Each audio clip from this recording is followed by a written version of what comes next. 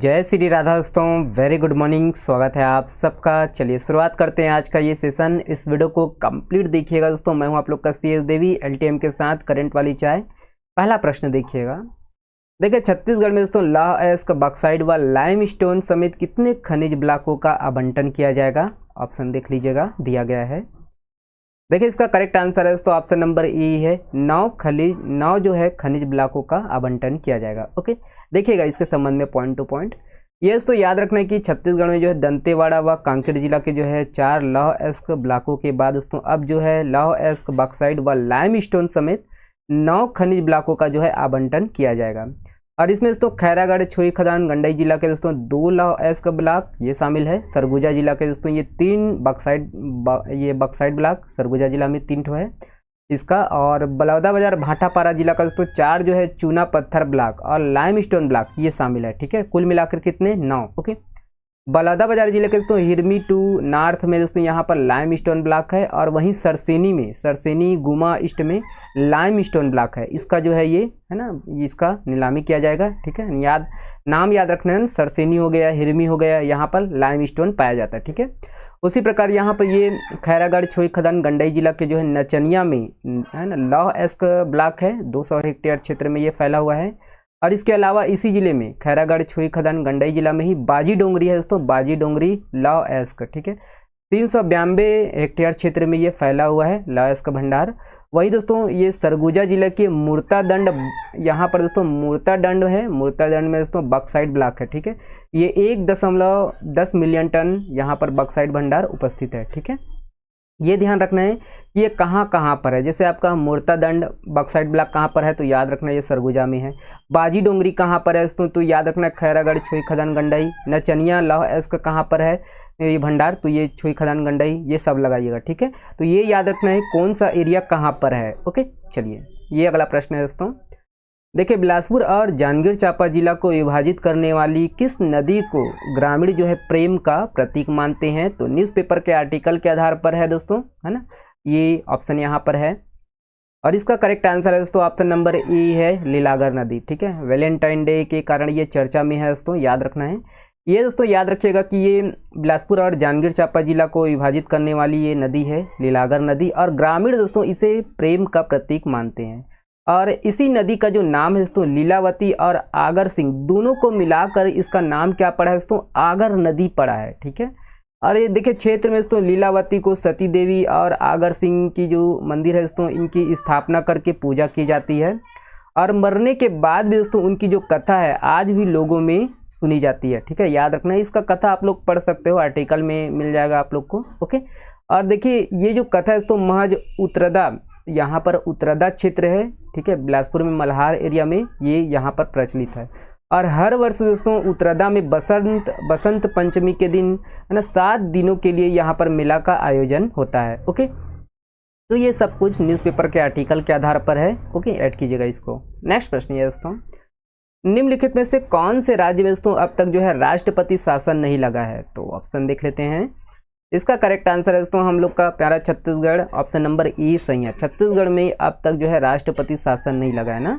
ये ऐड कीजिएगा दोस्तों कि आज़ादी के बाद अब तक दोस्तों अधिकतर राज्यों में जो है राष्ट्रपति शासन लग चुका है। बाकी दोस्तों देखिए 2 राज्य ऐसे दोस्तों जहाँ पर अभी तक जो है ये राष्ट्रपति शासन लागू नहीं हुआ है। पहला दोस्तों छत्तीसगढ़ हो गया और दूसरा ये तेलंगाना हो गया। ओके, चर्चा में इसीलिए दोस्तों कि हाल ही में मणिपुर के जो मुख्यमंत्री हैं एन बीरेन सिंह, इन्होंने दोस्तों इस्तीफा दे दिया है। ठीक है, जिसके बाद यहाँ पर राष्ट्रपति शासन लागू हो गया है। ओके, तो ये ध्यान रखना है ये कहाँ है ना, अपना छत्तीसगढ़ दोस्तों और ये तेलंगाना में राष्ट्रपति शासन लागू नहीं हुआ है। ओके, चलिए ये अगला प्रश्न है दोस्तों। देखिए, वन अग्नि घटनाओं के मामले में दोस्तों बीजापुर जिला देश में कौन सा स्थान पर है? कौन से स्थान में है दोस्तों बीजापुर जिला दावा है ना, दावा अग्नि के मामले में? तो देख लीजिएगा ऑप्शन दिया गया है, दावा नल बोलते हैं ना। करेक्ट आंसर है दोस्तों ऑप्शन नंबर सी, तीसरे स्थान पर है। ओके, तो यही है, याद रखिएगा दोस्तों कि भारतीय वन सर्वेक्षण देहरादून की जो रिपोर्ट है इसके अनुसार दोस्तों भारत के लगभग 800 जिलों में वन अग्नि घटनाओं के मामले में शीर्ष 3 जिलों में दोस्तों ये बीजापुर जो है ये है ना, बीजापुर जिला भी शामिल है। और ये बीजापुर सामान्य वन मंडल के अंतर्गत 2022, 23 और 24 में दोस्तों अग्नि घटनाओं की जो संख्या है 1965, 730 और 2276 रही है। दावानल अर्थात है ना वनाग्नि के मामले में दोस्तों जहाँ पर वन जो है ना जल जाते हैं, है ना, अग्नि लग जाते हैं, तो उस मामले में दोस्तों बीजापुर जो है ये देश का तीसरा सबसे बड़ा जिला है। ओके, तो ये ध्यान रखना है। ओके, चलिए ये अगला प्रश्न है।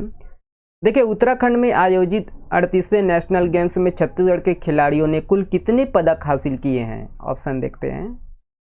इसका करेक्ट आंसर है दोस्तों ऑप्शन नंबर देखिए सी सही है, 20। ओके, तो यही है दोस्तों, याद रखना है कि उत्तराखंड में जो आयोजित 38वें नेशनल गेम्स में छत्तीसगढ़ के खिलाड़ियों ने कुल जो है 20 पदक हासिल किए हैं। ओके, ये ध्यान रखना है दोस्तों कि इस नेशनल गेम्स में छत्तीसगढ़ को 5 स्वर्ण मिला है, 4 रजत मिला है और 11 कांस्य पदक मिला है। ओके, ध्यान रखना है ना। चलिए ये अगला प्रश्न है।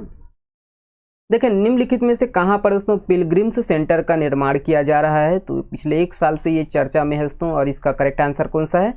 तो ऑप्शन नंबर आपका सी सही है, ये डोंगरगढ़ में बनाया जा रहा है। ओके, यही है, ऐड कीजिएगा दोस्तों कि प्रसाद योजना के तहत है ना ये पर्यटन मंत्रालय द्वारा डोंगरगढ़ को विकसित किया जा रहा है और यहाँ पर श्री यंत्र बिल्डिंग का निर्माण पूरा हो गया है। और ये दोस्तों 9.5 एकड़ क्षेत्र में दोस्तों डोंगरगढ़ की जो है 3 पहाड़ियों के बीच एक श्री यंत्र के आकार में दोस्तों पिलग्रिम्स है ना, ये देखिए फैसिलिटेशन सेंटर, ये पिलग्रिम्स सेंटर भी बोलते हैं इनको, इसका जो है निर्माण किया जा रहा है। कहाँ पर किया जा रहा है? तो ये डोंगरगढ़ में। ओके, चलिए ये अगला प्रश्न है। देखिए दोस्तों, इंद्रावती राष्ट्रीय उद्यान सहित भैरमगढ़ और पामेड़ अभ्यारण्य में वर्ष 1994 में कितने वन भैंसे थे? तो देख लीजिएगा, ऑप्शन दिया गया है। इसका करेक्ट आंसर है दोस्तों ऑप्शन नंबर ए 250। ओके, तो यही है, याद रखिएगा कि राज्य में दोस्तों राजकीय पशु है वन भैंसा, और 1994 में दोस्तों 250 से ज़्यादा वन भैंसे थे। कहाँ पर? तो भैरमगढ़ और पामेड़ अभ्यारण्य में। और ये दोस्तों देखिए 25 वर्षों में जो है वन भैंसों की जो है शुद्ध प्रजाति को बचाने के लिए अभी तक कोई कदम उठाया नहीं जा रहा है, और लगातार इसकी जो है ना प्रतिशत संख्या या इसकी संख्या में लगातार गिरावट हो रही है। ओके, और बस्तर में दोस्तों तेज़ी से ये खत्म होते जा रहे हैं। ओके, चलिए ये अगला प्रश्न है। ओके, ये हो गया दोस्तों, है ना, ये देख लीजिएगा इसको। देखिए यहाँ पर क्वेश्चन जो है ऐड हो नहीं पाया है ना, तो क्वेश्चन आप लोग ऐसे ही देख लीजिएगा। तो हाल ही में देखिए इसके बारे में हम लोग पढ़ लेते हैं। हरिहर वैष्णव जी, हाल ही में दोस्तों इनका जो है हरिहर वैष्णव जी का जो है जन्मदिन मनाया गया। ठीक है, तो याद रखना है जयंती मनाई गई। तो 19 जनवरी 1955 को दोस्तों हरिहर वैष्णव जी का जन्म हुआ। कब हुआ? तो कोंडागांव में जन्म है ना, कब हुआ? तो ये 19 जनवरी 1955 में। कहाँ पर? तो ये कोंडागांव में। ठीक है, और यही है कि 19 जनवरी को उनकी जो है ना जयंती मनाई गई, और वे दोस्तों छत्तीसगढ़ के सबसे बड़े लोक अध्येता के रूप में माने जाते हैं। ओके, 23 सितंबर 2021 को दोस्तों उनका जो है निधन हुआ था, और वे मूलतः क्या थे? कवि और कथाकार थे, और संपूर्ण जो लेखन है और शोध जो कार्य है ये बस्तर क्षेत्र पर आधारित था। ठीक है, बस्तर क्षेत्र पर केंद्रित है। ओके, और उन्हें दोस्तों याद रखना है उमेश शर्मा साहित्य सम्मान, आंचलिक साहित्य सम्मान, पंडित सुंदरलाल शर्मा साहित्य सम्मान, वेरियल एल्विन प्रतिष्ठा अलंकरण सम्मान और साहित्य एकेडमी का भाषा सम्मान मिल चुका है। ओके, तो इनकी रचनाओं में है ना हरिहर वैष्णव जी की जो है रचनाओं को है ना याद रखना है कौन कौन से हैं, पूछा जा सकता है एग्जाम में ना। बस्तर का आदिवासी एवं लोक संगीत है, बस्तर के धनकुल गीत, बस्तर के तीज त्योहार, मोहभंग, बस्तर की आदिवासी एवं लोक हस्तशिल्प परंपरा, बस्तर की जो है मौखिक कथाएं हो गया, बस्तर का लोक साहित्य हो गया, और राजा और बेल कन्या, बस्तर की गीत कथाएं, बस्तर की लोक कथाएं, लक्ष्मी जगाड़ धनकुल, बस्तर की भतरी लोक कथाएं, तीजा जगाड़, ये सब इनकी जो है रचनाएं हैं। ओके, चलिए ये वाला प्रश्न आप लोगों के लिए दोस्तों आशा करता हूँ कि इसका जवाब आप सब देंगे, है ना। और दिन ब दिन व्यू कम आते जा रहे हैं क्योंकि प्री का एग्ज़ाम है, थोड़ा सा टाइम तो लगेगा ही, है ना। देखिए हाल ही में चर्चित माड़ा, इसका सही अर्थ क्या होता है, तो इसके बारे में आप लोग बताइएगा कमेंट्स में। ओके, बहुत बहुत धन्यवाद दोस्तों, शुक्रिया। थोड़ा लेट हो जाता है तो कोई बात नहीं, लेकिन हम आते ज़रूर हैं ना। बहुत बहुत धन्यवाद। वीडियो में नए हो तो है ना वीडियो को लाइक ज़रूर किया कीजिए, चैनल में नए हो दोस्तों चैनल को सब्सक्राइब कर लीजिएगा। चलिए चारों मुड़ा बगराना है तो बगरा लीजिएगा। मुर्गा थोड़ा परेशान जरूर करता है ना बेचारा।